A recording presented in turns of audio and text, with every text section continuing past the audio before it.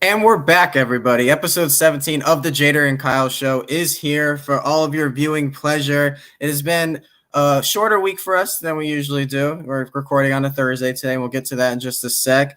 But joining me is my co-host, as always, Jader. Jader, what's going on, man? How's it going, man? How's it going? Feeling Man, good. 2 weeks back to back, short weeks actually. It's going to be weird these next couple weeks. Yeah, man. Yeah. We have a lot of guests, thank God. They're willing to come on the show, and everybody has, different time zones, different jobs, different times they can jump on, but we try to accommodate our guests. But yeah, man, how's your week been? Busy. It's my first week at the new job, and like officially hired at the new job. So it's been fun, making some sales, doing well. But yeah, it's been an interesting week. Been trying to get you prepared for things you got going on in your world too. I've been training. Absolutely, I've been training hardcore, my friend. That's right. Yeah, man. I got the my match was announced like probably about 2 weeks ago now, 3 weeks ago. I don't have an easy foe, if you will, in front of me. He will be a task, but all we can do is study, man. So we'll see how that match goes. I'm excited as hell to jump back in the ring, man. It's been way too long. Yeah. It feels like an eternity, to be completely honest with you. It was in March, my last match, BC. I already used this joke again, but I'm going to use it again before COVID. It wasn't live. It doesn't count. Yeah, exactly. but yeah, dude, I'm just excited to have the turn. There's been so many Schmodown tournaments going on. We had our Star Wars tournament, which was incredible. I finally caught up to those, and holy shit, life is real. Then we had obviously the IG tournament, which I think we had our episode. We had a live episode today, which was amazing. And then now the singles tournament is going to kick off this Friday, man. So pretty exciting stuff. And I'm sure Jim's going to love that you refer to him as a task. So that's going to be very interesting. Yeah, well, he's not easy, man. If you see his matches, his team matches, he was the one holding the teams together. Yeah. He's very knowledgeable. He has his deep cuts, which I've been impressed watching his matches, man. So I know it won't be easy. That's right. And then you got a fan in here saying you're. Look at that, man. Thank you so much. I appreciate that. But we are joined today by a special guest who is a part of the Schmodown. He's become part of the SEN world very profoundly this year. And he's someone that I'm excited to know more about. I hope you guys are too. Here is Ben Goddard. What's up, guys? How are we doing today? Up, how's it going, Episode dude? 17. That's awesome, man. Yeah, man. Yeah, very little consistent. project came out. This started obviously 17 weeks ago. Yep. He hit me up and he was like, "Hey, dude, I'm going crazy behind these four walls. Let's jump. Let's do something." And I was like, "I'm in. Let's do it." And I wonder how much StreamYards has made since this started. Like, StreamYards and Zoom just must be just like yes, COVID. Yeah, God. Bring on the disease. Geez, yeah, it's been nuts. But Ben, man, you really came onto the scene back in October when you first started with SEN or whenever? Yeah, I think like the first episode of SEN was like November, like early November. It was early November. Yeah, it was early November. Yeah. So, tell us about that journey, man. So obviously we're all, I don't know how you met Christian or anything, but Kyle and I, we've been fans of Collider and the days and whatnot, the schmoes know. And then, Christian announces his departure and then says that he's doing his own network. How do you come into play with that? So I work at a bar in North Hollywood, and every once in a while, like Emma Fife, Hector Navarro, Cameron Rice, Adam Hlavik, Hyper RPG. I don't want to say. I don't want to say. Okay. I don't want to say where I work right now. Don't say anything, Jader. You're gonna scare them off already. You're right. They used to come in like after they filmed Hyper RPG, and I got to talking with them. And then one day I just kind of like shot my shot with Emma of like, hey, like I'm really interested in doing this. Like, let me know if there's anything I can do to help or, behind the scenes, like whatever you guys need. Like, because I didn't know like when they filmed, what they filmed, where, like whatever. And she DM'd me on Twitter and said, hey, we're filming Schmodown this Friday. Come to this address and I'll have some stuff for you to do. I was like, cool. And helped out around the studio, helped her with a bunch of Patreon stuff, and then just did that all summer. And then when Christian left, Collider, he asked me to be on SEN. And I wasn't even supposed to be on camera. Like, I was just supposed to be doing timestamps, like maybe like doing behind the scenes stuff.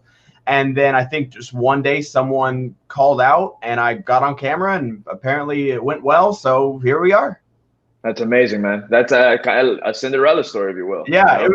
It all happened very, very fast. Like once SEN started, because I didn't know what was going to happen once Christian left Collider. If I was gonna help Collider at all, I don't know. But then once Christian asked me, I was like, absolutely, let's go, and just never look back. Well, it's like you and RB3 have kind of been like his right-hand man right there for a while now. You guys run all the production stuff there. And, tell us about that for people who haven't been to a Schmodown taping. You do a lot of the production stuff. What's it like behind the scenes on those taping days? Is it as wild as they say? Taping days are long. We're doing sometimes 7-8 matches in a day. And so, me, RB3, Alex Marzonia, Megan Sanborn, we're showing up, 8 a.m. To get the set ready. Cody Hall and Christian Rubalcaba, when they were doing their Adam Smith, helping out in the soundboard, the switchboard room. And then, RB3 will be in the side studio doing the promos and stuff like that, all the green screen promos while a match is being filmed. And so everyone's always moving around there. So it can be a little chaotic, but there's a method to the madness. And it's more of the live show days. Woo, the 3 live shows that I've helped run. The fact that we never get to see the room or the theater before we get there, and the stuff that Cody and Christian and Thad would help us do, and RB3 and Dwayne, and even the new guys that we had in New York, the stuff we had to do on the fly was pretty insane. And shout out to all those guys. And I'm trying to just help fill in wherever I can, wherever they need me. But the camera guys and all that stuff, getting the sound and the picture ready, shout out to all of them. Super shout out to all of them, to be honest with you, because I was there obviously for my one match, and I was one of the first guys there. I got there as soon as they told me I could. I got there at, I think it was 10 a.m. and there was already a bunch of people in there, and everyone's running around, making sure this is not. Megan is for me, major salute to Megan. Oh yeah, Megan's the goat. It's incredible. Megan's and then I saw when I won the fan event in Orlando, she was the one that I saw running back and forth. And then again, when I went for the draft and the awards, same thing. I got there super early.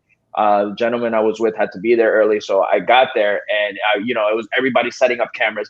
I started picking up chairs, putting chairs on everywhere. You were running around like crazy. It was insane. So I love how, the one thing I do love, and I've said this again repeatedly on the show, is how much work gets put into this. And we the audiences only see so much, but I love how afterwards, right, they still have that energy to say hi, to hang out. And I've never seen anything like it, because I know, again, for the award show, I got there at 9 a.m. and I was hanging out with Ellis and Finstock the night before, and Ellis was there 7 a.m. and I know we had hung out, so it's crazy to me. Then after that, the day of the awards, we ended up hanging out.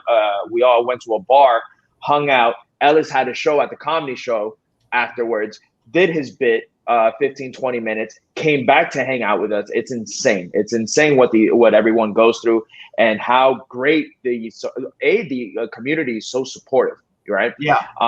But I love how the love is reciprocated, because again, I haven't seen anything like it. I've seen when I won the Orlando show, Kyle was there with me. And how I wanted to kind of leave everybody alone, because I'm like, hey, dude, they probably had a long day, this and that and that. And I remember Christian telling me, hey, no, come over, come talk to us. Ellis hung out with us till we closed the bar down. It was, it was a lot of fun. So that's one thing I have to say about everybody behind the scenes. Kudos to them, because those are long work days, which I heard New York was insane. I think New York or Atlanta. I forgot which one it was. Atlanta, both for different reasons. New York was a tough setup just because of technical difficulties, and we had Thad and Cody and people that have done this for so long couldn't go. So we had a brand new crew that didn't really know the run of the show, and they did as good as they could, for never having seen a Schmodown before. Yeah. And that was like the time where I was like, go to camera 2, cut to this, music that. Like I was just like telling them what to do. And honestly, like it's a weird thing to say, but shout out to them for just like taking orders, because you know they're good at their job. But you know when people are like, okay, like don't like just tell me what to do. But like I was just like, hey, I'm gonna tell you what to do, because I'm just gonna tell you the run of the show, and I'm gonna tell you like where you need to cut, where you need to go, when you need to do the sound cues, and they just listen, and it was great. And in Atlanta, we had the Olympic trials going on right on the street, so we couldn't get the van there. Like me and Megan had to run across the street and hopefully not trip anybody that was trying to go to the Olympics. I mean, it ended up not mattering. But so we had to run across that street, and then like the van had to go like 10 miles up the freeway just to get around back. And then so we're catching up there. So both events had their craziness, but like that's what I love about the crew, is that like and shout out to Skybound, like Brian and Courtney, like coming onto the team in the last few months have just been a godsend. Killing it. I saw. Well, again, I had the emails and everything that's happening behind the scenes with them, and they're just on top of it, dude. Yeah, everything. There'd be no online tournaments without Skybound whatsoever. Like we had a great crew. Like obviously, like so many amazing live events we put on.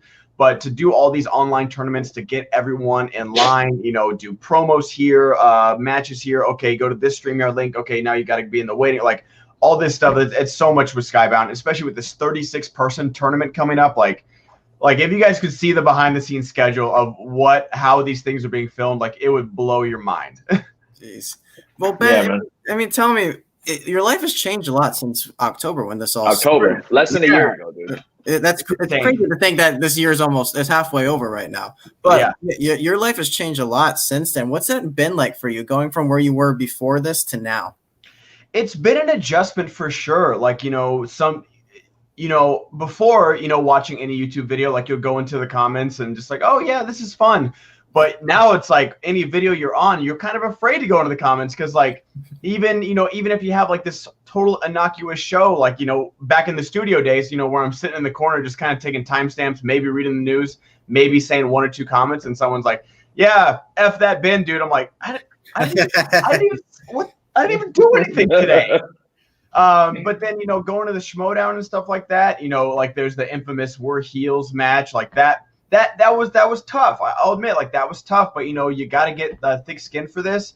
And I'm not like, people shouldn't be a-holes like at all. No. I'm not excusing them, but you do have to have thick skin to be in this movie YouTube space, whether you're in the Schmodown, whether you're just talking about movies, because people take these movies so personally and they make them a part of themselves, when it's like, man, I'm not coming after you. I just didn't like Suicide Squad. That's it. Yeah. That's all I'm saying. I'm surprised. No, absolutely. No, I can imagine. We have probably had because when was it that we reviewed Point Break? It was like the second or third show, right? The second episode, yeah.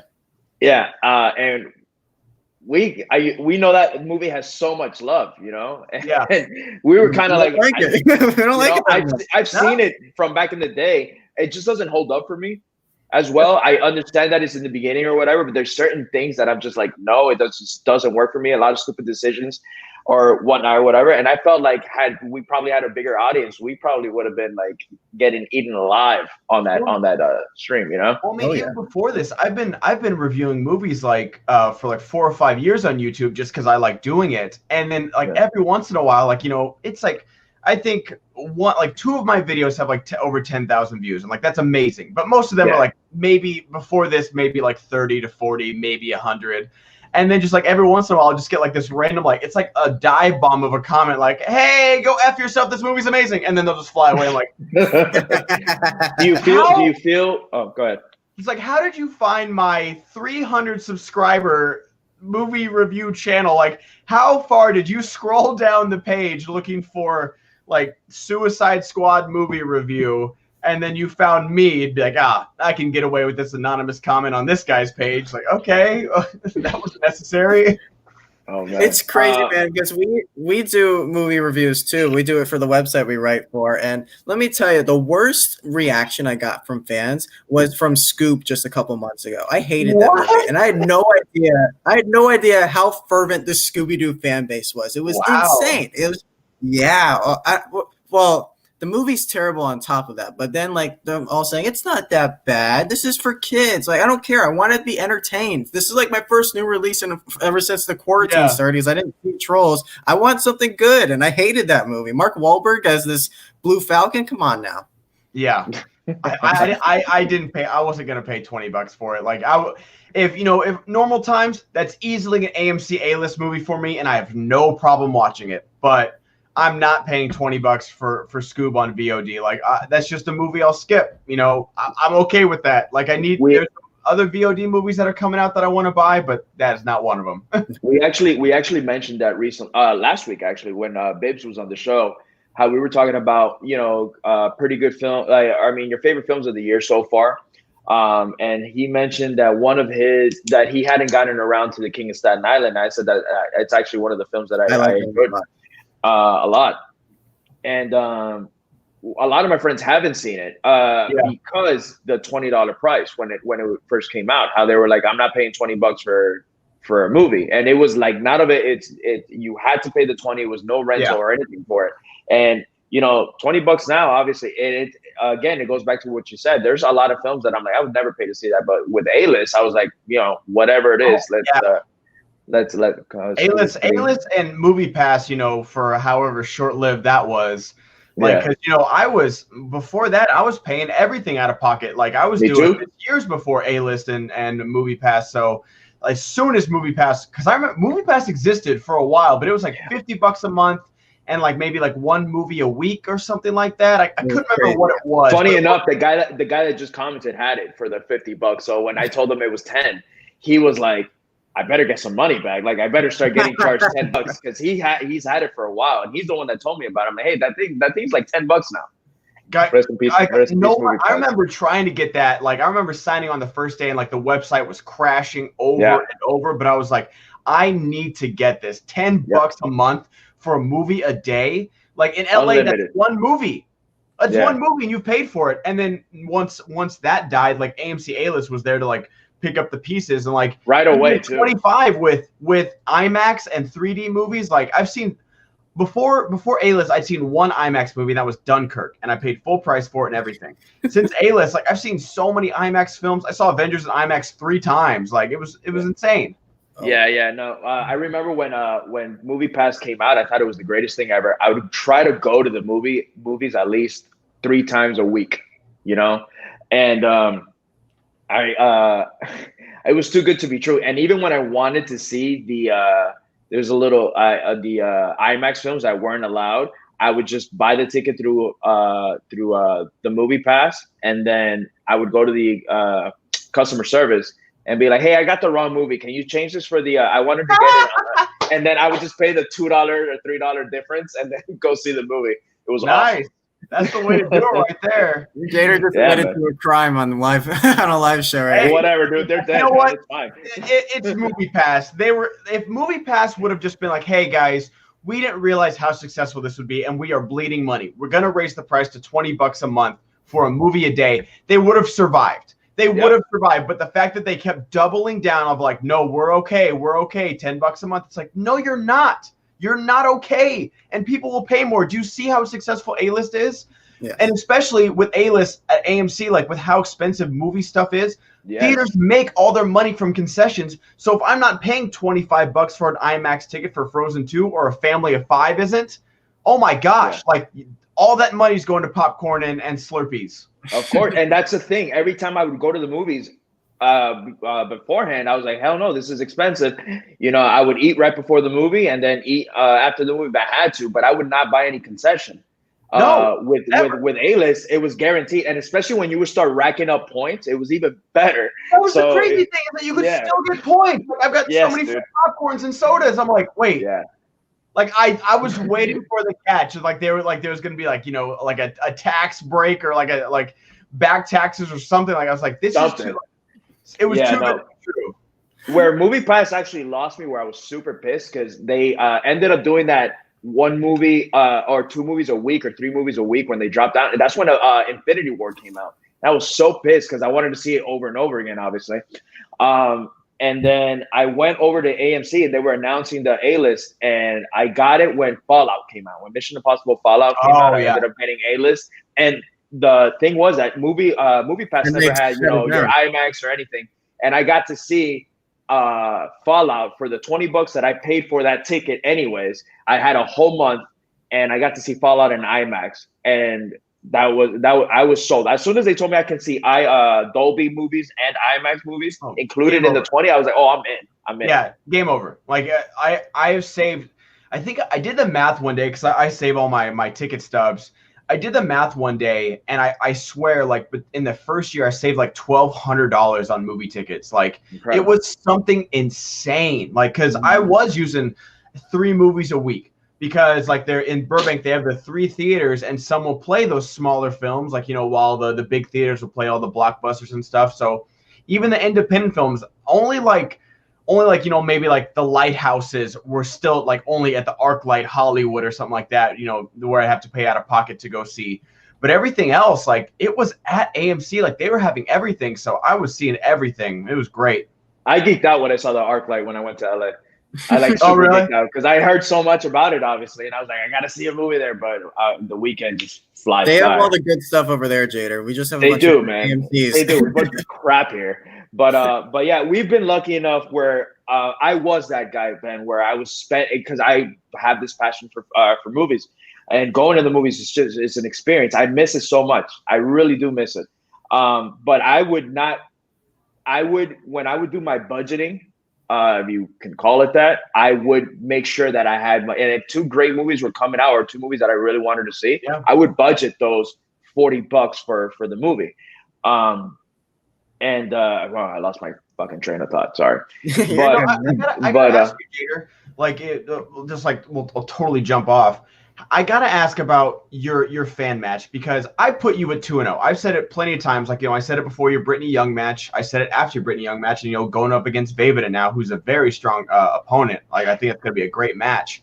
I put you at 2-0 because especially doing a live event, getting called up. I probably said like you probably had a drink in your hand when you got called up, and especially he was there. He was there. It's one thing like. To be in a live event, to be in the league. It's another thing to be a fan while everybody in the audience is like, oh, I can do better than this. Oh, I can do better than this guy.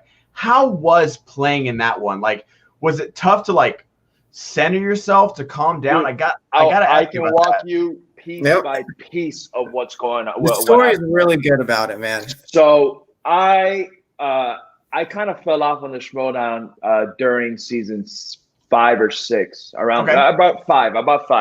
Not because I wanted to, because I always had a love for it. And I've been watching it as the day it premiered on Collider, where it was the Dan Murrell and John Campia match. That was the first match that premiered on Collider. And I would watch Collider Movie Talk every day. I made sure, and that's another thing that I didn't care if I had to work. As soon as I got home, I didn't want to hear anything about it. That would be my kind of like my whiskey in hand and watching Collider Movie Talk. And Christian was hyping this thing up. I didn't go back and see previous episodes, but I'm like, oh, movie trivia. That's awesome. I love that, Yeah. Saw the first episode and I did really well. Really well where I felt like I could have even taken I would have given Murrow a better match, right? So I'm like, man, this is awesome, So I was like, man, this is awesome. But again, it all comes to, again, I was sitting on the couch, which is a big difference, right? Big difference. You're sitting on the couch and you're relaxing, you're watching, you're like, oh, I know this. You're not thinking lights. I have 15 seconds. You have a Rolodex in your brain of movies that you have to go through. So it's crazy, right? But anyway, so I fell off, and this gentleman right here was like, hey, the Schmodown is actually coming to Orlando. I'm like, man, I haven't followed them in such a long time, but that'd be sweet to go. It's a 4-hour drive from where I live. And he's like, let's go, man. We've been fans of these guys. We're in this industry, not industry because of that, but we kind of wanted to like have something of the sort down here. We do what they do, what they used to do, at least in Florida. You know, we get to go to press screenings and we review for a website, do interviews, all that stuff. So we felt like, hey, we could probably hang in this, but we love those guys too. Yeah. So we were fans of the show, obviously. And it was they announced in July that they were coming in October. First day the tickets went, he texted me and he's like, "Hey, are you gonna go or not?" I'm like, "Let's buy our tickets." Bought our tickets the first day. I text Steph, my girlfriend, and I was like, "Hey, babe, I'm like I'm about to. I'm like I got some tickets to the show that I want to go to." I'm like, "You don't have to come with me." I'm like, "It is a very, very like nerdy place, and I know you might not dig it or anything like that. Like, but if you want to come with me, just I'll get you your ticket and we'll go." And then she's like, "No, I'm down. Let's go. It's a road trip. We'll be in Orlando. We can probably hit up Disney or something." And I'm like, "All right, cool." So we went up, and that was that. The tickets were bought first day that they dropped. Let's fast forward to I think September. Christian announces that he's gonna do something special for the Orlando event because it was selling so great. And when he announces that a fan's gonna go up there, I'm like, man, that'd be great. What a shot, that's incredible. But I've always been, I say realist. They call me pessimist, where I'm like, it's never gonna happen.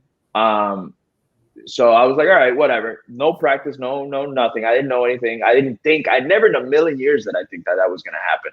So we go, and on the way up, my girlfriend was like, "I hope you're ready for the win tomorrow, because this weekend is going to change your life." And I'm like, "You're so like out there about it." Like, yeah. And she's like, "No, for sure." She goes, "I hope you're ready, and I'm going to tell you I told you so once you win this weekend."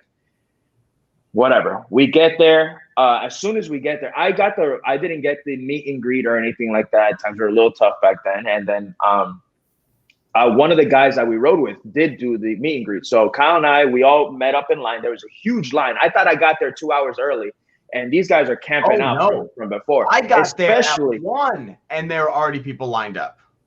You were at Orlando, right? You were there at Orlando. That's right. Oh, wow. So check this out. So there's a huge line. I get there, me being the pessimist. I'm like, there are the golden ticket. I'm like, look how many people are in front of us. She's like, stop being a pessimist. Just get in line, whatever. There was a guy or a couple guys that were there from like 8 a.m. because they wanted to make sure that they had the shot at that ticket. Like, yeah. And I honestly thought, I'm like, oh, maybe I don't know if it was rigged. And I hate that I thought that way. But I'm like, oh, maybe the people that paid those extra VIP passes or whatever, not the 20 or 30 or 40 that I spent. I don't even remember how much the ticket was. I'm like, maybe my ticket won't qualify, whatever. Anyways, they start letting the VIP in. Once they start letting the VIPs in, we're in line. And once we get to the front, they're like, oh, well, you're not in the meet and greet? I was like, no, but I don't want to lose my spot in line. Do you mind if I just step aside and just, let everybody in until there's no more meet and greets, and then I'll jump and I'll be first in line or third or whatever. And the guy was like, yeah, absolutely, no problem. Whatever. So everybody goes in. We're standing out there. The guy that was giving the tickets away, they're checking the tickets, was like, what the hell is this? It's so packed. What is this? And I'm like, oh, it's movie trivia, man. And he's like, oh, I love movies. I'm like, yeah, you'll probably enjoy it. It's a good show. It's like wrestling and Jeopardy and a whole bunch of other crap. It's awesome. And then there was a girl, which I hate that I forget her name, but she was there. She's like, oh, I'm a fan, and I'm the one giving the raffle tickets. And I'm like, so you're gonna give me my winning ticket? She goes, absolutely. So I think it was like a 30-minute wait, Kyle, where we were outside just chit-chatting with them, talking movies, favorite movies. We were just having fun. Yeah, we were just pictures inside. We were hyped. Everybody was taking pictures with Harloff and Ellis and everybody. And I remember that they're like, all right, so you guys can come in now. As we're coming in, she rips the ticket. And then my girlfriend's in front of me, and she gives my girlfriend the ticket. And then she gives me the ticket. I go, is this the winning ticket? And then she goes, yeah. And then my girlfriend's like, no, it's not. It's over here. Her ticket, right? And then we were like, whatever. We're laughing or whatever. And we go inside. You're right. I went straight up and went to the bar, got myself a beer. That's so right. I go to the beer. Our friend that was already inside with the meet and greet had already saved us tickets somewhere around the middle. Somewhere around the middle. So we're there. Show starts. It's I remember Frankie Numbers was on the stage, and I forget who else was there, man. But they were up there. They start doing their bid. Ellis comes out, he gets introduced. He comes out. He does his bid, and he goes, "We're good," because no one knew the order of the show. And and that was the Manager Bowl, and then it was corruption versus Founding Fathers. the Founding Fathers. Yeah. So we go, and Ellis announces, "Hey, this is the ticket. We're gonna do the fan event first." So I'm like, "All right, awesome."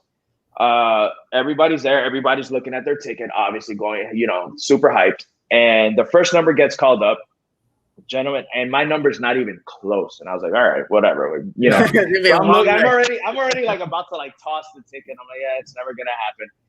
And the next number gets called up, and when the next number gets called up, I hit like 3 digits from the number. I'm like, "Oh, we're getting," and then I'm like, "Oh," and then right to the right of me, I hear I won. So when I look, it's my girlfriend's ticket, and she's like, "I won," and then Kyle looks at, we're all going like this, and she goes, "You won," Yeah. and then gives me the ticket, and then Kyle's like pushing me, he's like, "Go," because they were about to call another number. Yeah.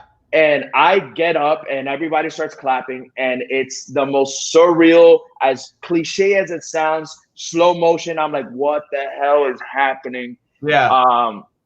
And then I walk up to the stage, and I mean, the rest is history, But let me tell you, the lights, seeing everybody cheering, seeing everybody, it's noisy, obviously. Yeah. You want to win. Everybody, I think out of the 4 that were up there, I think there was only one that that was just there with a friend, and he happened to win, but everybody else knew what they were there for. And, Yeah. And it went down to the 5. Yeah, the guy you were competing against was really good. He's really good. He deserves the spot as much as I did. And I always said that he went toe to toe. And I lucked out by knowing my 5, and he did it.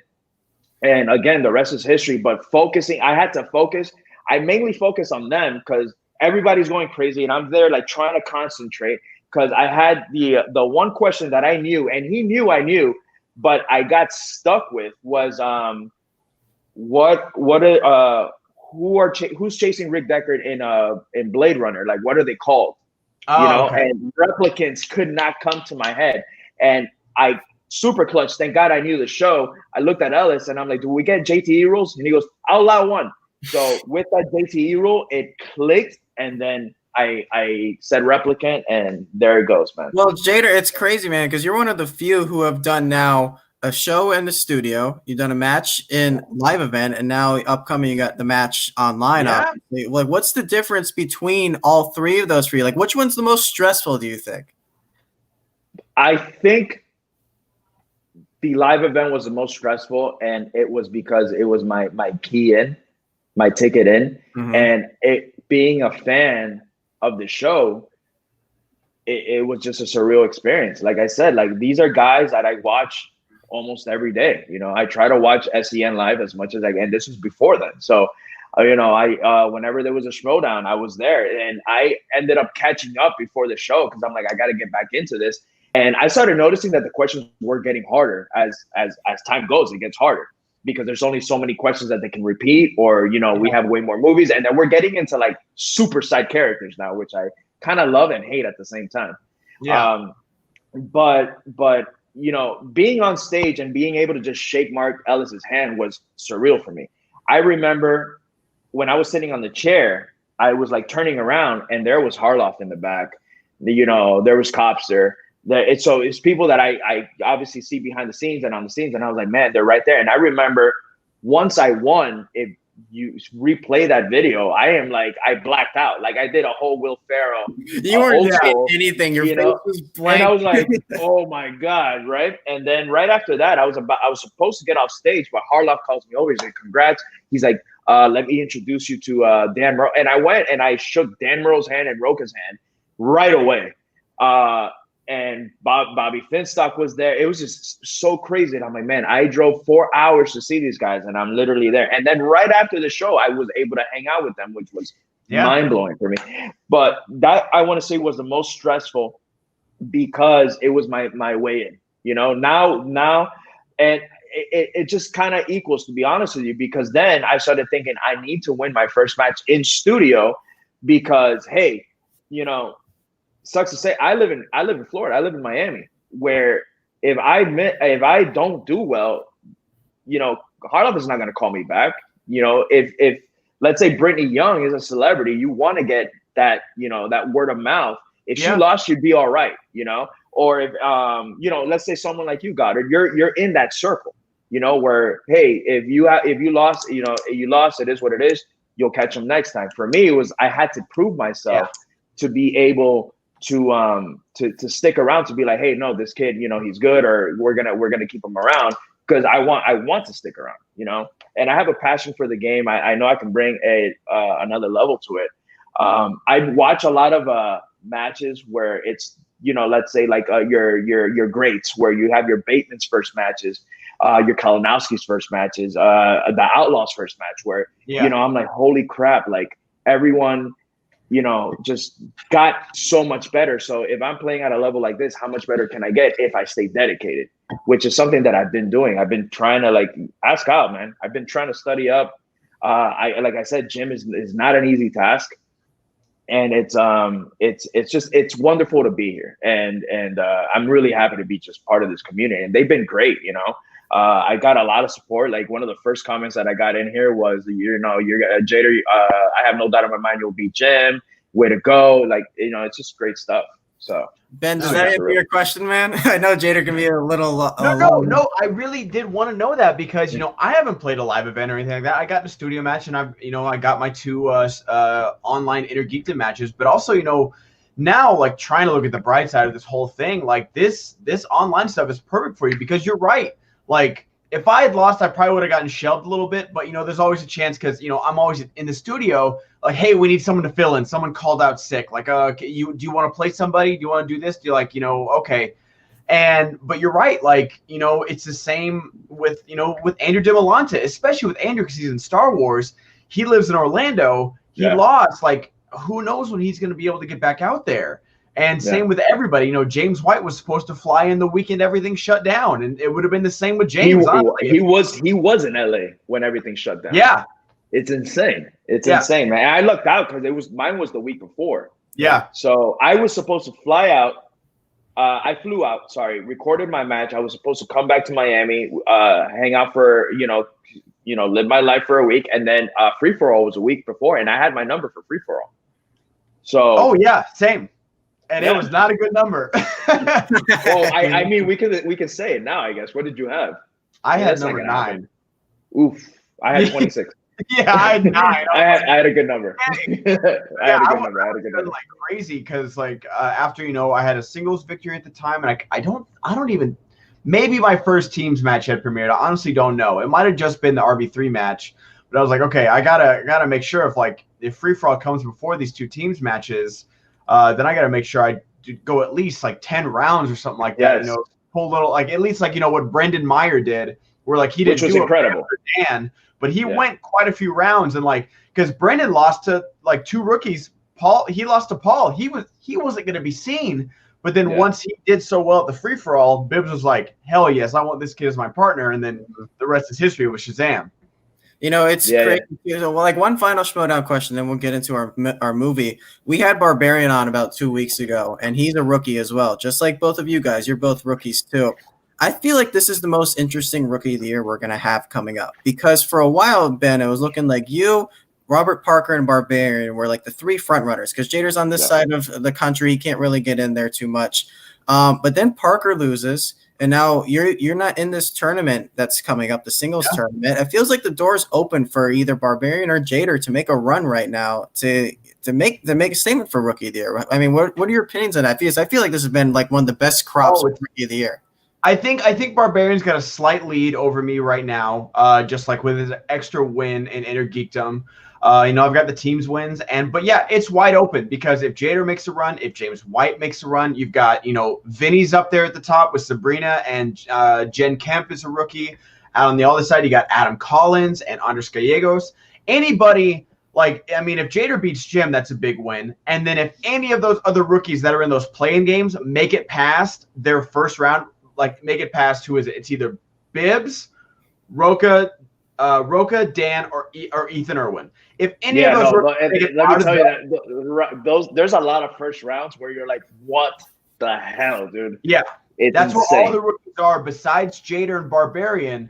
They have those play-in games. So yeah, if any rookie makes a run in this just killer singles tournament, then yeah, it's anybody's game. And then, I got to win some teams matches because I'm not playing in the singles tournament, which I'm okay with. Like I like focusing on my teams matches right now.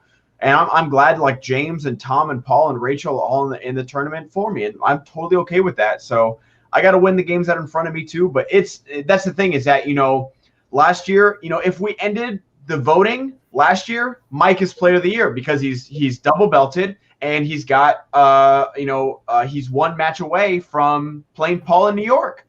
If it wasn't for Flash Gordon, he would have played Paul in New York. And I really think that no shade to Paul, but with the way Paul played, he didn't play the strongest in that New York Jeff Snyder match, and that Harry Potter saved him, and it wouldn't have saved him against Mike.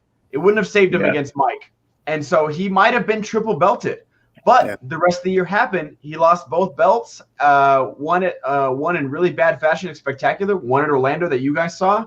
So you can't vote halfway through the year. There's a lot of year left to be played, let alone there's singles tournament, there's all these pay-per-view teams matches, and then there's the teams tournament after that. Yeah. And then there's Spectacular. So there's still a lot of season left to be played. It's going to be an interesting ride to the finish here. Great discussion, guys, here. That was really fun. Let's move on to our movie of the week. Ben, we asked you to give us a couple movies for the audience to vote on. You had some fun ones on there. I was really hoping that something like About Time would win. That I wanted to get let me tell you, that was an interesting choice. I would never think about that you would pick that film, man. And I feel like that movie's so underrated. No one talks about that movie. It's a father-son movie it's like that, and I feel like Edge of 17 got the worst trailers ever because like it never. And maybe it's a good thing where it's like, no, you're going to have to actually watch the movie to know what it's about, because Edge of 17 got almost like a WB, CW type of like trailer where it's like, what's happening? Yeah, like, and then you'll see it. It's really, really good. And same with About Time. About Time made it seem like it was just this rom-com about like, I'm going to go back in time until I win Rachel McAdams. And there's a part of that. But then like everything with Bill Nye and the son, I can't think of his not Brendan Gleeson, Donald Gleeson. Oh God, it just breaks me every time. I love About Time. It's crazy. That one scene with the one scene with his pops. Oh God, yeah. I can't watch it. Destroys me. Yeah, absolutely. The thing, I love Edge of 17 so much, and I hated that it barely got talked about, especially with Lady Bird coming out the next year. I'm like, Edge of 17 is the better version of Lady Bird to me. I like both movies, but Edge of 17 is better. How come Haley Steinfeld's not getting this notoriety that Saoirse Ronan is? She was my biggest snub of the Oscars that year. She was so good in that movie. Absolutely, she was. And it's a fantastic film. But but we're not talking those films. I wish we were. But we're gonna go. Let's jump in it, man. We're reviewing The Matrix today. Boom, The Matrix. One of the most revolutionary films of all time. Just plain and simple. Came out in one of the greatest years of cinema history, 1999. When you talk about films that move forward the genre, you look back in time at something like Metropolis. You go forward to Citizen Kane and to Jaws, to Star Wars. And then The Matrix comes up in the 90s, and it really pushes the industry so far forward to where when we go back and watch this, the effects still hold up, the story still holds up, everything about it's still so strong. So, Ben, what was it about this film that made you say, all right, this is something I want to talk about? Just like you said, like how the movie pushed the boundaries, because I feel like, especially in science fiction, we had Star Wars, and then we had Blade Runner. And Blade Runner really showed us something we hadn't seen in science fiction, was a noir. And we had Escape from New York. We had these other post-apocalypse movies, but Blade Runner made it. It wasn't like this fallen apart society. It was just a society on the brink and just like beaten down and just overcapitalized and everything. And then going on The Matrix, it was just this revolutionary idea, and then the fight choreography, and then you hear about the casting choice that it was supposed to be Will Smith and Sean Connery. And then it ended up being Keanu Reeves and Lawrence Fishburne. Yeah. And it was just like everything that fell into place for this movie is just the perfect piece of cinema. And the simplest of things of like Neo doing became a pop culture. Like everything about that movie became like it was, I would want to call it a meme, but it became like just like totally imitatable throughout, parody movies, throughout other, martial arts films.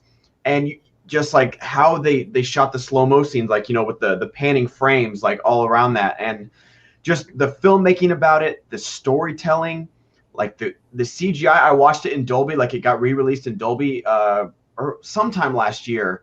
And I went and saw it, and everything still holds up. Maybe the Sentinels are a little wonky, but it's nothing to take you out of the movie.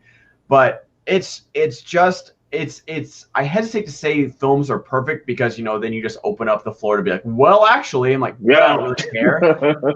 But I would put this in a perfect movie category because just everything about it just sings.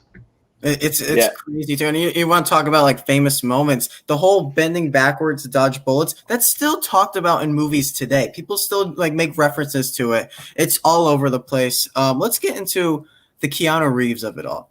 Keanu Reeves is a national treasure in Hollywood, but I think the 90s, it might be hard for anybody to top his 90s run. Stuff like Point Break and Speed and The Matrix. I think you can throw Devil's Advocate. You mentioned Devil's Advocate. I love that movie. Bram Stoker's Dracula. Dracula. Dude, have you seen Dracula recently though? I haven't. I saw it during quarantine. Holy crap, he's so bad in it. Oh, he's so bad. He's so bad in it. I love that movie, and I'm like, Jesus, man. Like, I'm so glad that I live in a world now where I know he can pull it off. Where he's a good actor. Because back then, and everyone would give me shit because, again, Speed, one of my favorite movies. I love Point Break growing up. It just doesn't hold up for me as much. Before that too. Bill and Ted, exactly.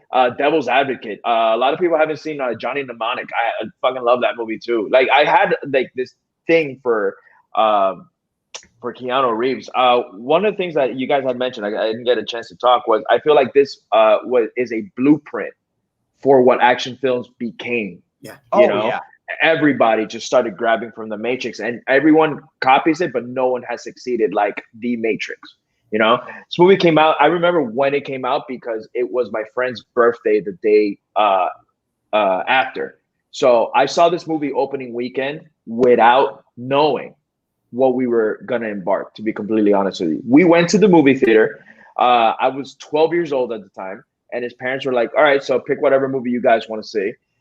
And we're choosing. He's like, "Dude, I don't know what to watch." It was me and two of his other friends, and no one was. And then everybody, I was like, "Well, that looks pretty cool." You see, Keanu and Carrie Ann Moss and Lawrence Fishburne and Joe Pantoliano, with guns and shades and all that stuff. Yeah, dude. And you see that cover, and I'm like, "That looks awesome, dude." And then he's like, "All right." And then I remember one of his dickhead friends was like, "Oh, well, it's not your birthday. Let him pick whatever he wants or whatever." Had I known now, I'd have been like, "Bitch." You had no idea. So he's like, no, but he knows movies. We're gonna see this one. And the opening scene with Trinity and the kick with the 360 oh my, I was already like, yes, like I was already going nuts. Oh yeah. I feel like the first half of this film, it's very suspenseful, which people don't really talk about. I feel like this movie has a lot of suspense. You're on the edge of your seat with the introduction, the soundtrack, which I love because I've been a metalhead always. Yeah. So I love the soundtrack to this film, that world that they take you through, and then the scene where Hugo Weaving tells them, how can you get your phone call? And then you start seeing all that crazy shit, the bug, everything. I'm like, what the hell are we? I remember his parents, once the movie ended, I thought it was one of the greatest films I had ever seen. I think it was like my favorite film instantly. I was I felt that way. I saw the movie and I was like, this is the best movie I've ever seen. And I remember his parents were like, "You understood that crap? You're 12 years old." Like, and they're like, yeah. Like before Avatar, everyone, wanted to live on Pandora and stuff like that. Before that, like everyone was like, "Are we in the Matrix?" Like it was that good. Like it brought you into that. And like how the movie just takes you along that ride of like, is this real? And then no, it's not. Is this real? No, it's not. Like he keeps waking up and you as the audience are like, what is happening? Like the movie doesn't let you rest until like he finally gets pulled out of the Matrix, and then you see the real world, like, you know, the farms and stuff like that, and how they do exposition, the Lawrence Fishburne exposition about what the world is and how the machines took over and stuff like that. Like, it's done so perfectly. That when he's explaining to Neo, when he shows him the battery, when Neo wakes up, dude, and he's like, oh my God, all that. I was like, what the hell is going on, bro? Mind blowing to me, man. Yes. It's so good. And this comment right here really sums up Keanu Reeves' career before that, which is Keanu before John Wick was great in movies where he didn't understand what was going on. That's a perfect summation of his career right there. And even in the trailer, they gave him the whoa line, and everyone was like, oh, it's just Keanu like doing his thing. I'm like, no, like go see this.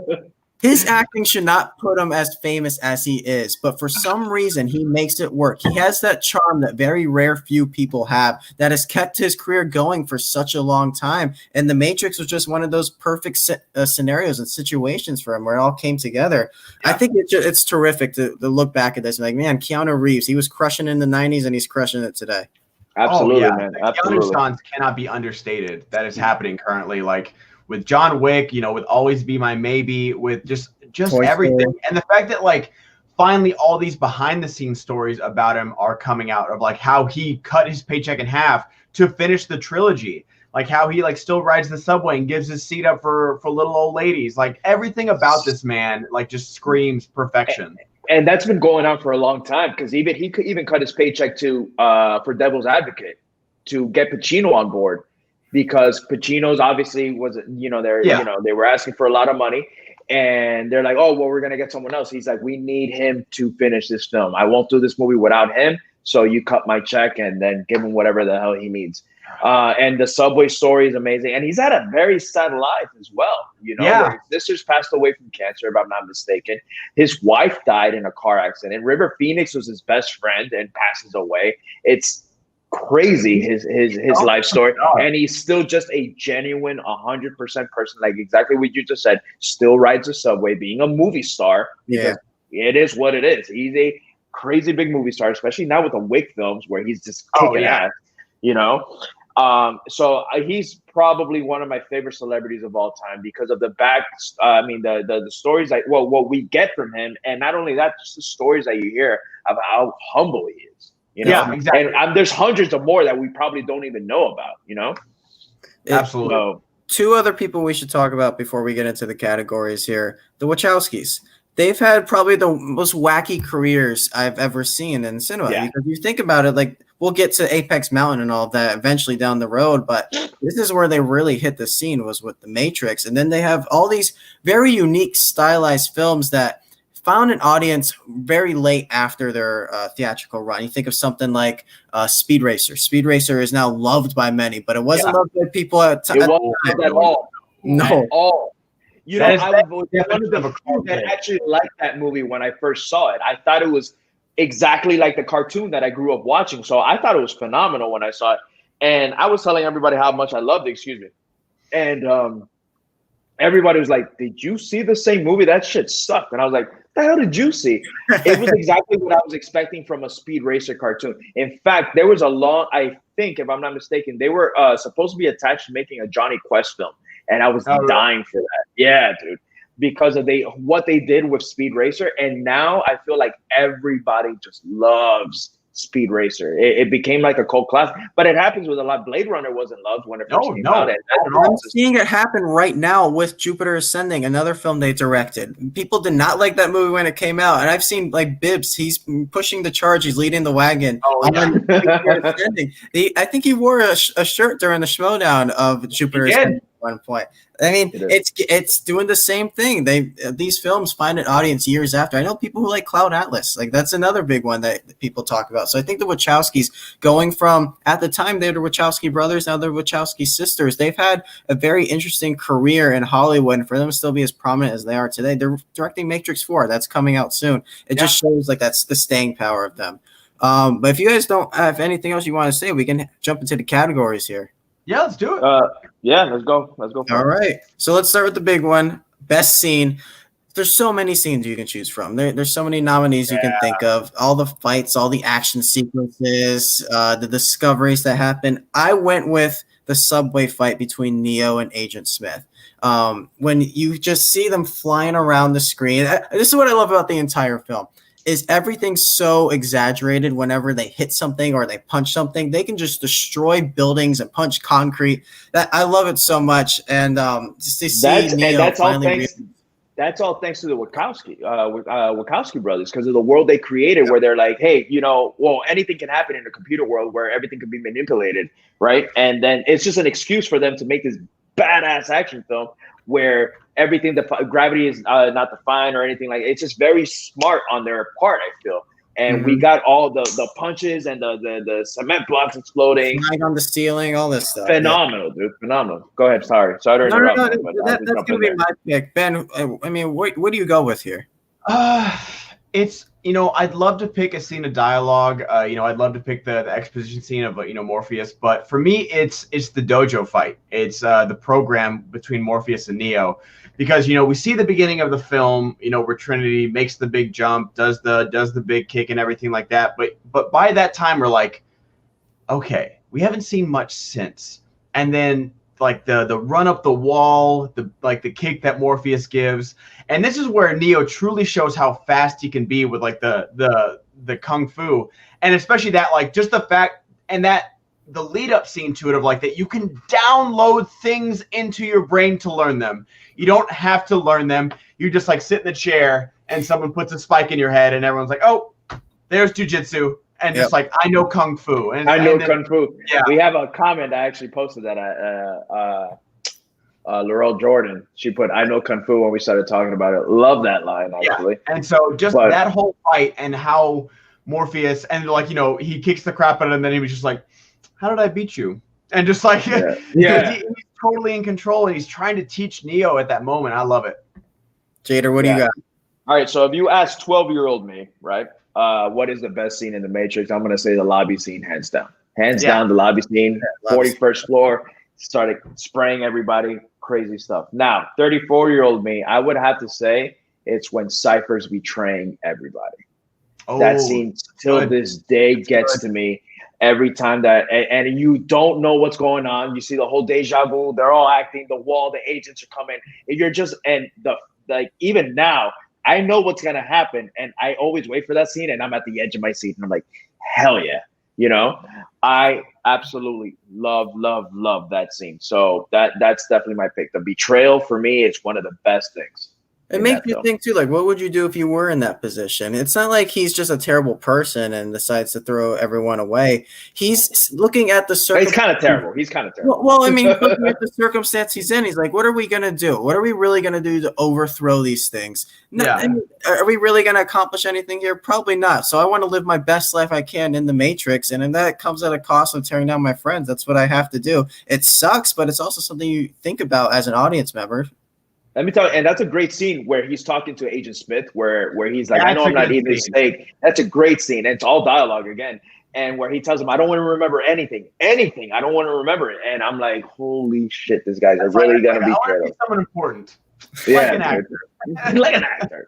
So great, dude. So great. All right. Best line, Ben. I'm going to start with you here, man. What's the line that you think of or that you go back to the most when it comes to The Matrix?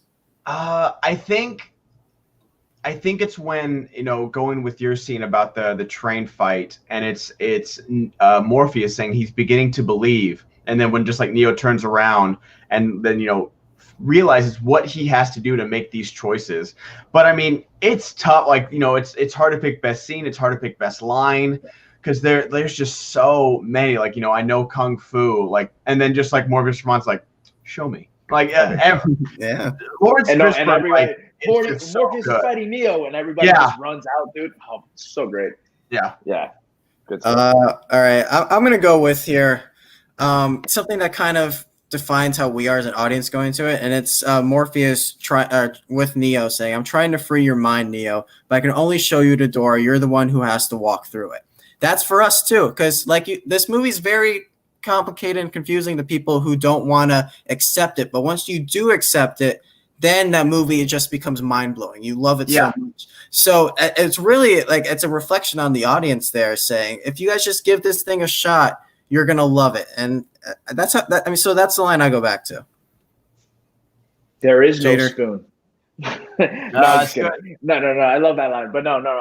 Mine is when Neo. It's actually a conversation, but it's 2 lines, and it's when Neo goes to. He's like, "What are you telling me, that I can dodge bullets?" And he goes, "No, Neo, I'm trying to tell you that when you're ready, you won't have to." And that is just an example of what we're gonna get in the future installments and all that. I think that is super brilliant. Love that line. It's so good. Yeah, I love it. All right, I love this movie. I really do love this movie so much. Which once we finish, I actually want to talk sequels for like 2 seconds because I want to get your thoughts on that quickly. Yeah. All right. Casting what ifs. I got a couple here. There's the most famous one, probably one of the most famous casting what ifs ever. Will Smith was originally offered the role of this and turned it down to go and do Wild Wild West. Wild Wild West. Hey, you know what? I only want to support that decision because that song is a banger. Wild Wild West is a banger. Okay, I absolutely 1,000% agree with you, but that's the best thing that came out of Wild Wild West. I know that song word for word. I have it on my phone. I'll jam to that song whenever. Love that song, and I love that video. That video was so much better than so good. That and Men in Black back to back. Yes. Oh god, that was amazing. Yes, absolutely. Will Smith doesn't love that movie though, because he famously he hates this decision. Like he wishes he could go back and be Neo right here. Could you imagine passing up on The Matrix? Like, I mean, Will Smith already kind of had a career going at that point. He didn't need it as much as Keanu Reeves, I think, needed it, but still, it's just something to think about. We also got his co-star in Speed. Sandra Bullock turned down the role of Trinity because she had hesitations about the potential lead and regretted passing it when she found out it was Keanu. That sucks. Oh, that's right. That's right. Which I saw on Ellen that they had like a little crush on each other, and they didn't tell each other or whatever. Can you imagine? Exactly. They're losing sex that entire time. Yeah, dude. Absolutely. Absolutely. 3 actors I have here that were in contention for Morpheus. First was Val Kilmer, who was originally offered the role and had it, and then eventually had to turn it down. Otherwise, very interesting turn right there if it would have been Val Kilmer instead of Lawrence Fishburne. And then 2 others, Gary Oldman and Samuel L. Jackson, were all in contention for Morpheus. Gary Oldman. Wow. Gary Oldman as Morpheus, I can totally see. Gary Oldman. I probably even take Kilmer in the 90s, man. Kilmer in the 90s, you know, he was doing he was doing his thing back then. So I actually can see that as well. I'm glad we got Lawrence Fishburne because now I can't unsee. Except now, when you mentioned Gary Oldman, I'm kind of like, in another world, you know. But Sam Jackson, for me, I like Sam Jackson, but just I don't want to paint like broad brush, but I just feel like outside of Tarantino movies, he's just Sam Jackson. And I mean, and when it comes to Lawrence Fishburne, he just has that gravitas. Like he feels like this guy has just lived in this world for so long, and he's so like sure of his beliefs. Mm-hmm. He's so sure of what he believes, and that Neo is the one. Like he never falters, and it makes you believe even before you realize what's going on. And so, you know, when it comes to Will Smith, like Will Smith was just like too much of already an action star at that time. Like he wouldn't have given me that nerdy, unsure of himself, not confident vibe. Like Will Smith's a great actor, so he probably could have done it. But and that's the thing, like these roles are so perfect and so iconic, it's hard to see other people. Like, you know, Tom Selleck was literally supposed to be Indiana Jones. Yeah. Steven Spielberg made that role for him, and it didn't happen. No. And look, and we got greatness. Can you see Indiana Jones being Tom Selleck now? Absolutely not. Absolutely not. Quick side note, I was watching The Professional the other day, and Gary Oldman's performance in that, which we'll get to eventually with one of our categories. I was like, man, that performance looks so familiar. What is he doing? Or who else has done that? Then remembered, okay, Ewan McGregor in Birds of Prey. That's the same performance, right? It's pretty close. It feels the same. Yeah. I was like, okay, that's the connection. You ever like think of something and it's trying to connect it to something else, but you don't know what you're trying to connect it to? It finally clicked for me. All right. Yeah. Mahershala Ali Award for Best Sharpshooter. This one was tough for me because it's usually want to give it to someone who doesn't have as much screen time, but at the same time, I feel like the people who have a lesser screen time aren't that profound enough. So I went with Morpheus for this. Morpheus? I don't know how you guys feel about that. Does Morpheus count, Jader?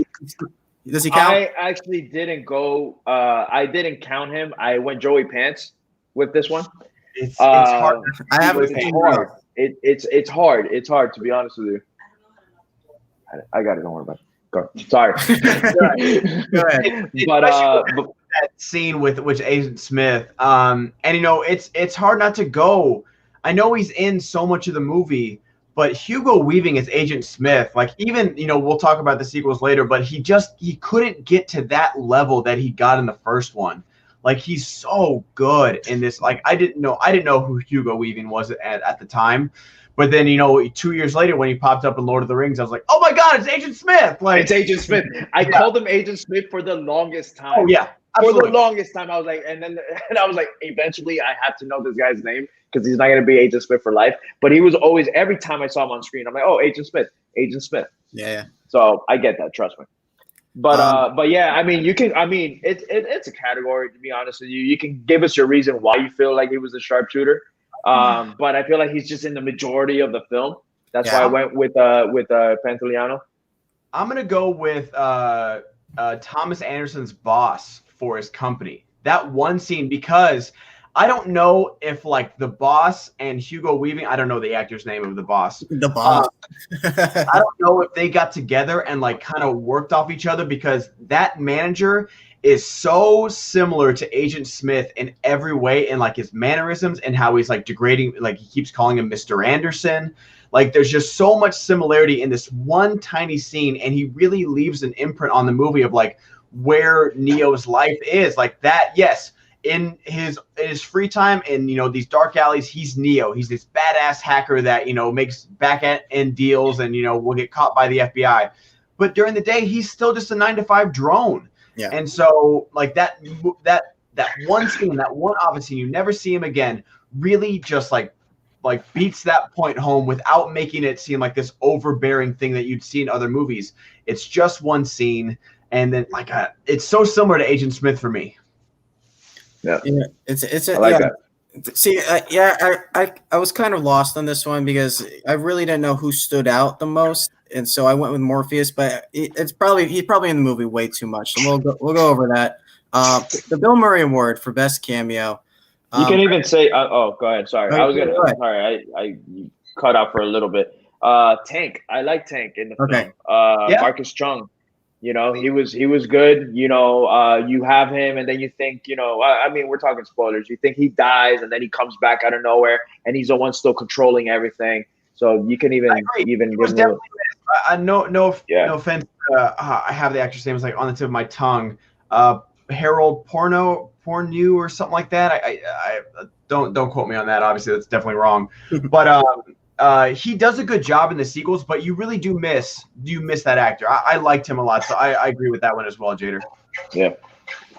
I went with Matt Doran as Mouse because he's also a great member of the crew. If the crew is very all the actors are pretty good in the crew, and then once they're all off, it's kind of sad because now you're just. And it's crazy how you're so invested in this world, right? And you're so invested in these characters. You're like, oh my, and there are a couple badasses, right? Mm-hmm. And then it's just that one scene. That's why I love it so much. It's like gone. No one matters. You know, and I feel like that scene is so impactful, and that, again, probably my favorite scene. All these guys have been working so hard to overthrow the Matrix, and then they're all just off because one of them betrayed them. It sucks. Yeah, exactly. Harold Perrineau. I was pretty close. Harold Perrineau. I was pretty close. There you go. Whatever. I would have given it to you, Ben. Favorite choice? Who's your choice for this award? Well, so what is this award, Bill? Favorite cameo? Yeah, best cameo. Person who's barely in the film, who just kind of shows up, be like, I like that person. Oh man, I kind of wasted it on Neo's boss. Yeah, it can work. He can work too. Yeah. I'm trying to think. The woman in the red dress.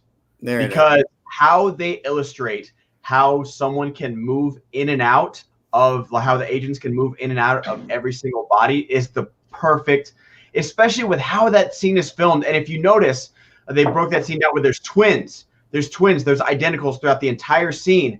And so you're getting used to like this like symmetry and like everything looking the same. And then this gorgeous woman just walks by in this Marilyn Monroe red dress, and then just look again, and it's an agent with a gun. And it's such a great scene. Yes, All right. absolutely. I Moving agree on. with it. Wait, no, I haven't picked. Oh, go ahead. I thought you said yours. Yours Tank. No. I said that you can give that for the sharpshooter award. Sorry. No. Okay. Mine was actually my pick for best cameo was the Oracle, man.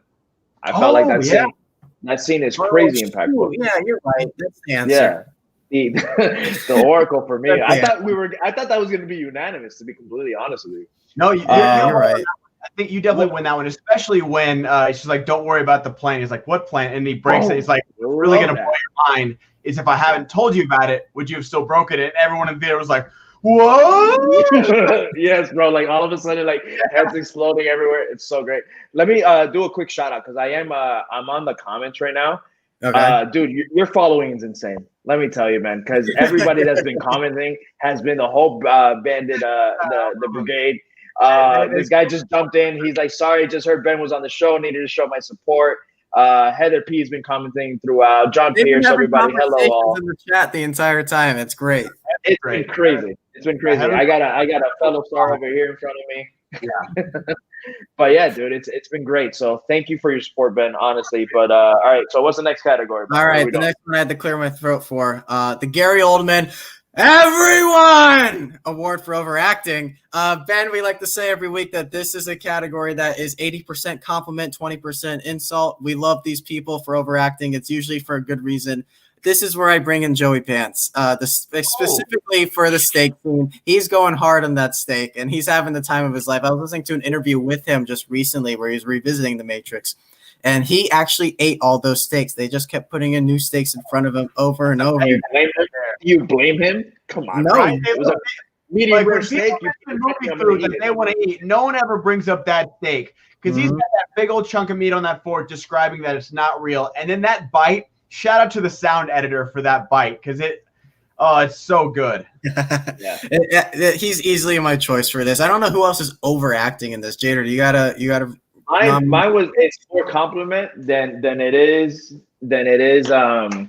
insult, to be completely honest with you. But I go with Agent Smith, man. Oh, I feel like Agent Smith's character, and it gets worse throughout the sequels, right? But I feel like the whole, and I know it's just the character that they wrote out, but I overall just feel that his tone, how he speaks, and then even at the end when they're doing the fight and you get the famous like that famous thing, I was like, come on, bro. But overall, dude, yeah, that was my pick, man. And I love it. Again, it's mostly I know it's the character, and I love everything about it. Yeah. You know, but that was my pick. All right, Ben, who do you got for? For me, it's Morpheus, and it's definitely like 95% compliment. But the scene I always remember is when he jumps through the wall to fight Agent Smith, and it's such a great sacrifice. But his fighting, he's like, tu. Yes. You were doing this for Jojo. Where's this coming from? Absolutely. And his eyes going backwards, and he falls through. He's yes, so sincere about everything, telling Neo about the Matrix, telling him he's the one. But he's just towing that line the whole movie in the best way possible. And I love it. It's so great. But like any other movie, any other, poorly written sci-fi movie, you'd be like, all right, bro, relax about it. But it works so well in this one. It's great. We all had 3 different answers for that one. That's awesome. Okay, some interesting details about the production of this. The studio insisted on a great deal of explanatory dialogue because they described the screenplay as, quote, the script nobody understands. And this ties into another one I found, which is Lawrence Fishburne didn't understand why people found this screenplay so confusing and was worried it wouldn't get made for being too smart. We actually talked about this earlier, how that this film, like Jader, you said some of your friends didn't understand it, and they really couldn't. Well, again, we were 12 years old when we saw the film, so right. Yeah, I'm sure they get it now. I hope they get it now. But I remember that I didn't get confused by this. I was just so invested watching that film. And in retrospect, I want to say that I remember just getting it from the very, very beginning. First watch, everybody's like, "Oh, I didn't understand," and I just got it. And again, one of my favorite experiences ever going into a theater has been The Matrix. It's still in my top 5. There's a couple, obviously, favorite film. Dark Knight is my number 1 experience because I didn't know what to expect, being a big Batman fan and all. But The Matrix, not knowing what I walked into, because I hadn't seen the trailer. I saw this movie, literally, I picked the movie out just because of the poster that was in the movie theater saying that the movie had just come out or whatever. But a lot of people don't. Till this day, I remember when I showed it to Steph. Steph saw it for the first time like 3 months ago during quarantine. Nice. And she didn't like it. She did not. On camera. Yeah. No. I like Steph, but we gotta have a talk. It's funny because right before you jumped on, she said hi to Kyle or whatever. She goes, "Oh, have fun on the show. Matrix sucks." And he's like, "We should get her on the show to see her thoughts on that." Yeah, to be completely honest with you, because it's crazy how I think the film is so revolutionary and how great I feel like this movie is. And there's someone where I'm, imagine trying to show somebody something you're so excited for, and they're like, it just, it sucks. But yeah, overall, like, again, great movie, man. Love it. What's the next award? Let's talk. A couple more details right here. The scene where Keanu wakes up from the pod, he lost 15 pounds and shaved his entire body for that pod scene because he wanted to give it the emancipated look. Oh man, that like Keanu he's a warrior. He's a gem. He's a gem, and we don't deserve him. No, we don't deserve Keanu Reeves. The Wachowskis were so intent on people understanding the Matrix, they had to be able to understand and explain the Matrix. They made them read 3 books before even getting cast in these roles. That's some intense casting right there. That's incredible. Finally, something that might blow our minds a little bit is Neo is an anagram for the word one. So the one. Yeah. If you rearrange the words, and he's supposed to be Jesus Christ. We didn't even get to this show could have been easily 2.5 hours of all the religious, the Holy Trinity, everything, which we haven't really talked about Carrie-Anne Moss, how great she is as Trinity, because she was fantastic. And I feel, we'll get. We have another category we're going to get. We do. So we have that. Quick shout out. I don't know the last comment that you saw. It says, "I didn't like Inception hot take because I thought it was too much like The Matrix." That sparks up some conversation right there. But I'm not a big Inception guy either. So I'll defend Jared in the chat. Well, you're just not a Nolan fan, Kyle. So it's okay. I'm not a huge Nolan guy. No. I'm like what RB3 said the other day. All his characters are the same. It feels very We'll get to it. Happy birthday, Christopher Nolan, too. If you're watching. No, he's definitely watching the show tonight. Big fan. Come on, he's got nothing better to do. All right, caller. Are you ready for some Schmodown questions? Oh, let's do it. You ready? Oh, shit, bro. Why? Why do you do this to me? Jader, you should expect this at this point. I know I should. Do I need my whiteboard? By the way, Ben, I went toe-to-toe with Bibiani last week. Didn't miss one. Oh, okay. With questions, yeah. Okay. Hold on, dude. I'm erasing the board. Give me a second. I did not. I don't know. Whatever. It is. You'll be fine. You'll be fine. All right. We'll start off with some easy ones, okay? Great. Let's see. What animal is meant to represent the Matrix? What animal? Think about it. Jesus.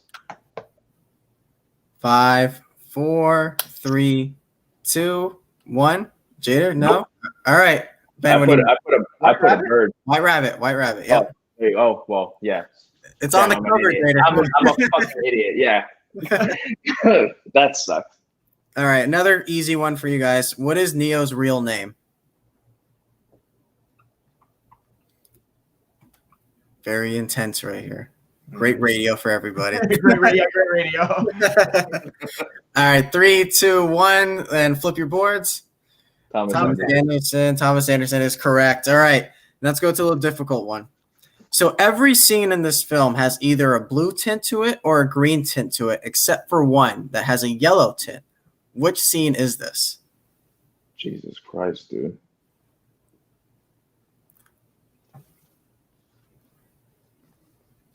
All right, in 5, 4, 3, 2, 1. All right, Ben, what do you got? The dojo fight, but I think I'm wrong.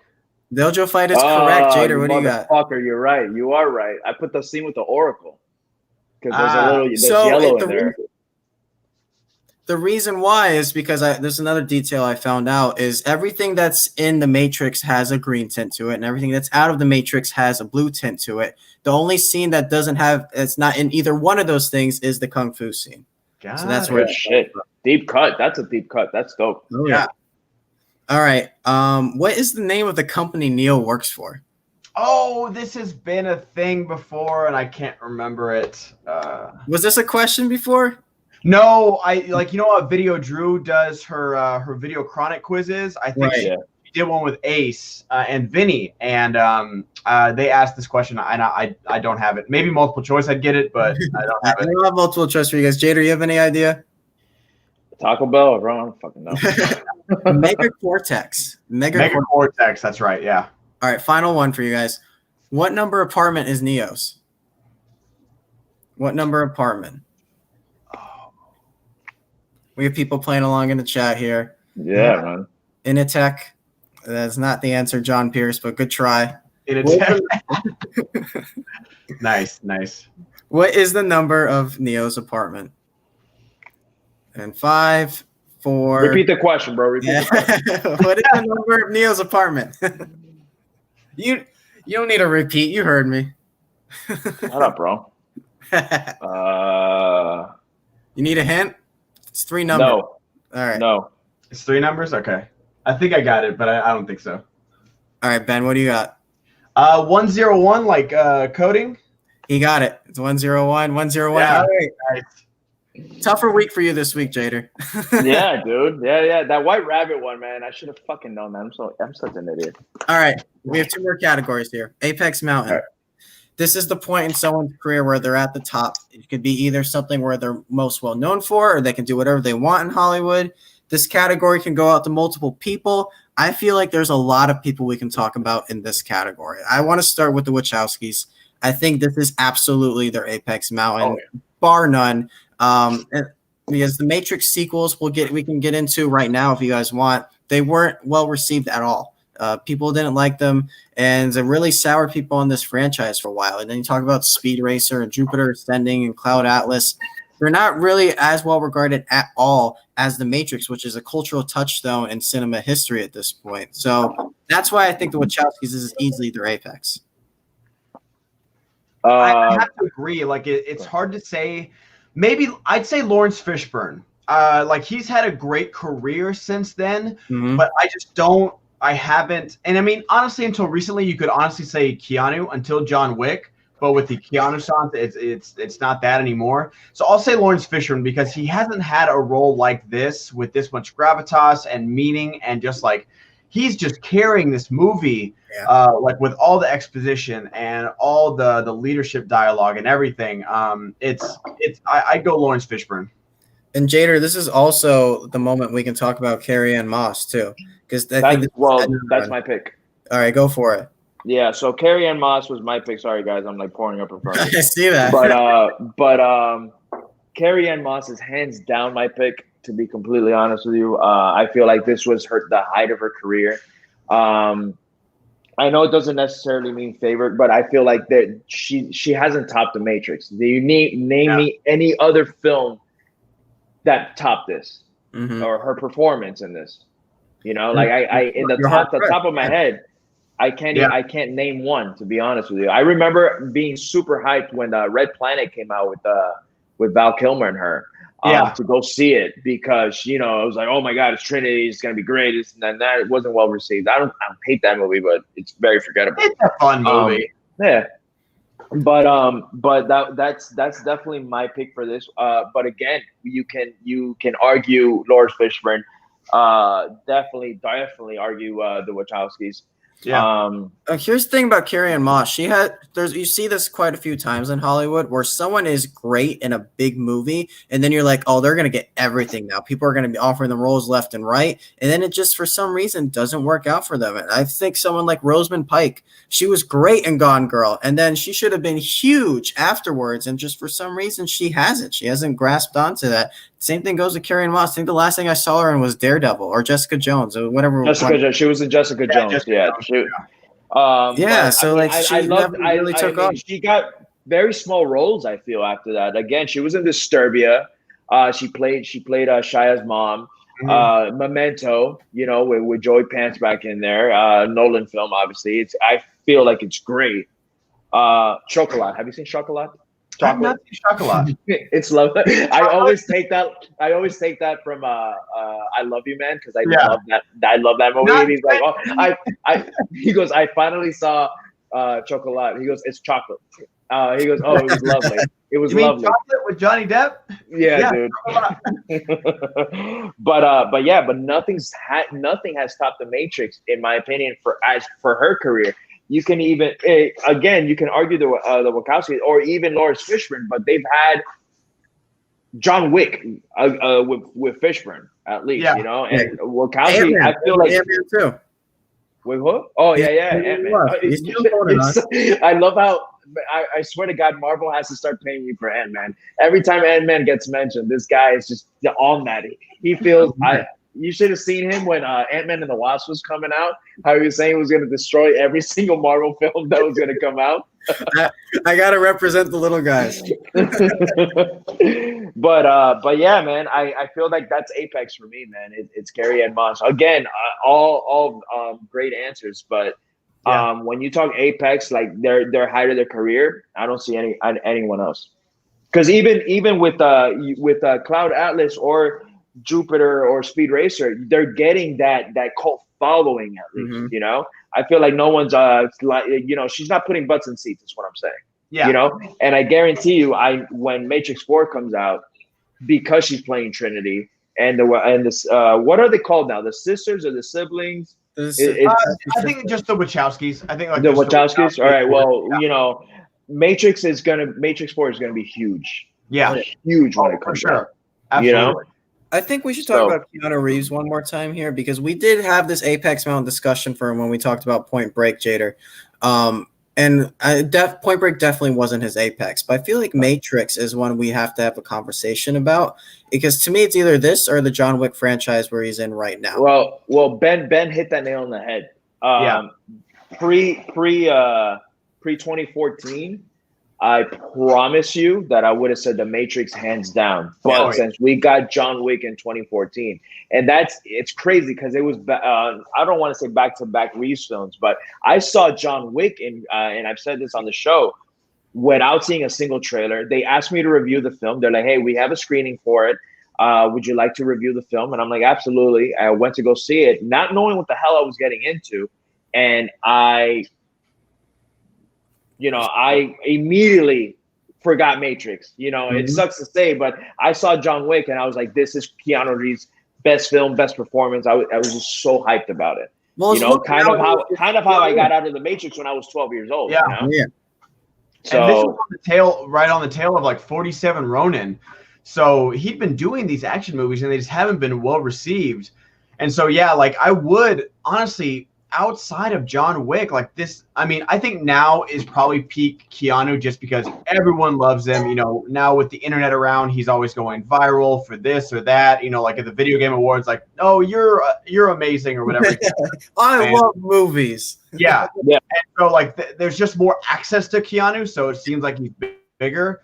But absolutely, like this role was born for him, and this was absolutely his peak until. I mean, he had. Yeah, he's had some duds even after Wick, if you think of it, because he had 47 Ronin. I'm looking at his IMDb right now. Then Replicas last year in January. He's still doing those bad action movies. Replicas came out in January. Oh, I was going to say. I will defend Replicas. I will defend Replicas. That is a trash movie, but it's so perfectly B sci-fi. Like it belongs on the Sci-Fi Channel, and I will defend Replicas because it's hilarious. And Ernest, I love Replicas to death. It's so funny. He did another one, I think. The Neon Demon. God damn, I hate that movie, dude. Oh wow, you hate it? I hate that movie. I love it. It's one of my favorites. Hate it so much, man. And let me tell you, I'm a big horror guy, right? So I was expecting. I didn't know what. I honestly went because that I think was like the second film that I reviewed for the site. Yeah. And I thought it was like a hazing project because I'm like, hey, you guys are like hazing me right now. Like, you made me see this piece of shit movie, right? It's a movie that I wanted to walk out of so many times. Wow. But I couldn't because I'm like, I have to put out this review. I shit on that movie. I shit on it. I hate it. I hate it because I felt like it didn't find its footing, at least for me. Yeah. It wanted to be something else. It wanted to be artsy fartsy. It wanted to be horror. And I was like, fuck that. When anyone is they don't like the Neon Demon, I get it, but I totally love it. Like it's so right up my alley. Not for me, man. But then he had that. He had the Bad Batch, To the Bone, like all these films where I'm like, eh. And then he obviously gets hit with we got Chapter 2 out of them. Then we got Replicas. But then he had back to back. He did John Wick 3, Always Be My Baby, Toy Story, and Toy Story 4. That's right, man. Duke Kaboom. He stole the show. 2019 was that man's year. It really was. Insane. 10 years later, look at that. In 1999, Matrix came out 10 years later. Fucking still kicking ass. You mean 20 years later? Holy shit, 20 years later. Sorry, bro. Right? That's just talking, guys. I'm sorry. I apologize. But yeah, dude. No, slide into like the category right here. Who won the movie? I feel like we're all gonna have the same answer. I think I'm going Keanu Reeves here. I think he easily won this film to me as the lead, as someone who he's supposed to be somebody who has no idea what's going on, and he's like our surrogate into this world, and he carries it so well. He's what I remember the most out of the Matrix, along with the effects, obviously. And when you look back at his career, if it were to end today, you think of John Wick and you think of The Matrix like we were just talking about. So, yeah, I go with Keanu Reeves as winning this film. Ben, what are your thoughts, man? It's got to be Keanu, especially because, like there are people that don't like, his Southern accent in Devil's Advocate. And then his British accent in Dracula. So this was such a big rebound for him. And, and even like I said, like the trailer had him doing the whoa line because I feel like they didn't really know how to market Keanu in this movie. No. They probably didn't know how to market the movie in general. And so like everything about this movie, like that's why Will Smith, one of the biggest movie stars of the history of cinema, we still can't see him in this role because that's how good Keanu is. Yeah, absolutely. Yeah. So I was teeter-tottering between the Wachowskis and Keanu, but it's the obvious answer. It's unanimous. It has to be Keanu Reeves, hands down. Piggybacking what everybody said, to be completely honest with you, for me, it was the Wachowskis because they just created a world character. The reason why I was picking the Wachowskis was because of the world they created, right? But if you think about it long term and everything like that, it has to be Keanu Reeves. Sorry, guys. We got someone in the chat saying that Wachowski's won, saying that nobody knew who they were, and now they know their names despite never having success since. I mean, absolutely, you can definitely. Can you imagine right after The Matrix, all that success that they got? I guarantee you, Warner Brothers was like, "Hey, whatever you guys want, because it was so revolutionary. It really was. Neil Blomkamp to me. They feel like Neil Blomkamp. Yeah, like Neil Blomkamp, Alex Garland, Damien Chazelle, where they come out of the gate, and it might just, Richard Kelly, who directed Donnie Darko, like you make your first movie, and it's one of the best of all time.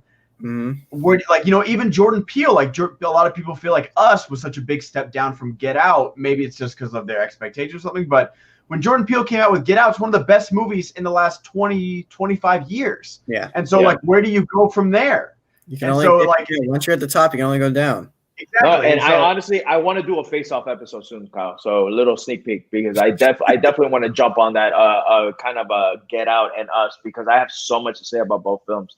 But yeah, absolutely. And you mentioned some greats, man. Alex Garland, Damien Chazelle, and I feel like Chazelle has come up.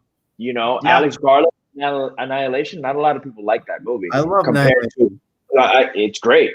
Yeah. It took me actually a while to see Annihilation. I didn't see it right away. I saw it maybe when it like hit Hulu, and I was like, all right, I'll sit down and watch it because I heard everybody saying it was boring, this and that. But I have to understand that it's not for everybody, and I view films differently. But coming off from Machina, where I was mind blown, that's another one that I feel does not get talked about, doesn't have any recognition. Upgrade is another one.